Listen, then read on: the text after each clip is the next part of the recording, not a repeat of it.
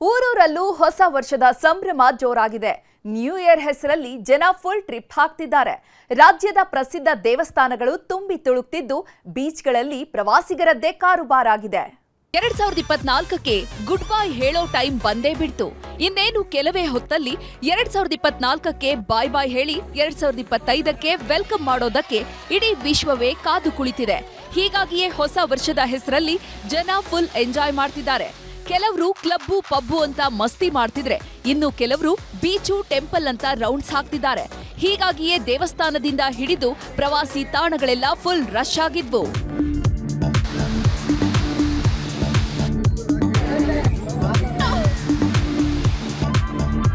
ಹೊಸ ವರ್ಷಕ್ಕೆ ಚಿಯರ್ಸ್ ಹೇಳೋದಕ್ಕೆ ಕೃಷ್ಣ ನಗರಿಗೆ ಪ್ರವಾಸಿಗರ ದಂಡೆ ಹರಿದು ಬಂದಿದೆ. ಕಡಲ ಕಿನಾರಿಯಲ್ಲಿ ಹೊಸ ವರ್ಷದ ಸೂರ್ಯೋದಯ ನೋಡ್ಬೇಕು ಅಂತ ಕೆಲವರು ಕಾದು ಕುಳಿತಿದ್ರೆ, ಇನ್ನು ಕೆಲವರು ಕೃಷ್ಣ ಮಠದ ಅಂಗಳದಲ್ಲಿ ರೌಂಡ್ಸ್ ಹಾಕ್ತಿದ್ದಾರೆ.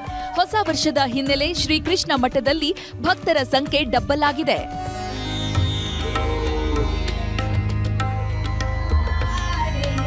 ಇನ್ನು ದಕ್ಷಿಣ ಕನ್ನಡ ಜಿಲ್ಲೆಯ ಶ್ರೀ ಕ್ಷೇತ್ರ ಧರ್ಮಸ್ಥಳಕ್ಕೆ ಭಕ್ತರ ದಂಡೆ ಹರಿದು ಬಂದಿದೆ.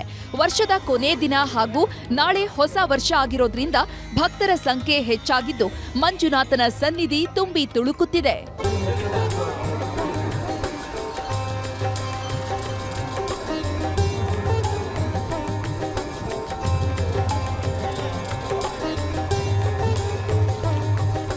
ನಾಡದೇವತೆ ಚಾಮುಂಡೇಶ್ವರಿ ಸನ್ನಿಧಾನಕ್ಕೆ ಭಕ್ತ ಸಾಗರವೇ ಬಂದಿತ್ತು. ಸಂಜೆ 7 ಗಂಟೆಯಿಂದ ನಾಳೆ ಬೆಳಿಗ್ಗೆ 6 ಗಂಟೆಯವರೆಗೆ ನಿರ್ಬಂಧ ಹಾಕಿರೋದ್ರಿಂದ ಇವತ್ತು ಅಪಾರ ಪ್ರಮಾಣದ ಭಕ್ತರು ಬಂದಿದ್ರು.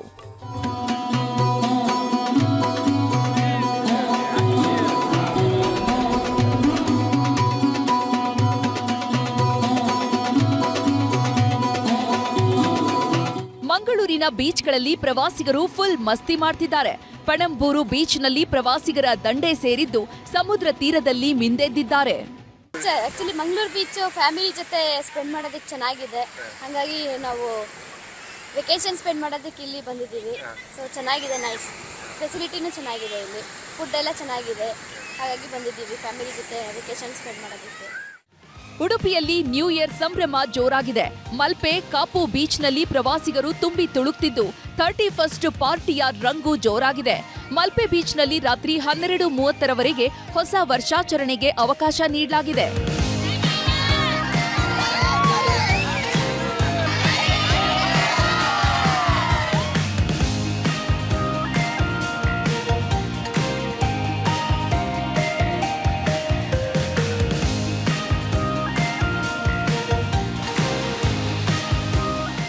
ಹೊಸ ವರ್ಷದ ಹಿನ್ನೆಲೆ ಐತಿಹಾಸಿಕ ಹಂಪಿಯಲ್ಲಿ ಜನಸ್ತೋಮವೇ ಸೇರಿದೆ.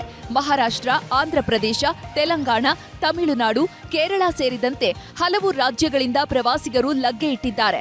ಒಟ್ನಲ್ಲಿ ರಾಜ್ಯದುದ್ದಕ್ಕೂ ಹೊಸ ವರ್ಷದ ಸಂಭ್ರಮ ಜೋರಾಗಿದ್ದು ಇನ್ನೇನು ಕೆಲವೇ ಗಂಟೆಗಳಲ್ಲಿ 2025ರ ಆಗಮನವಾಗಲಿದೆ.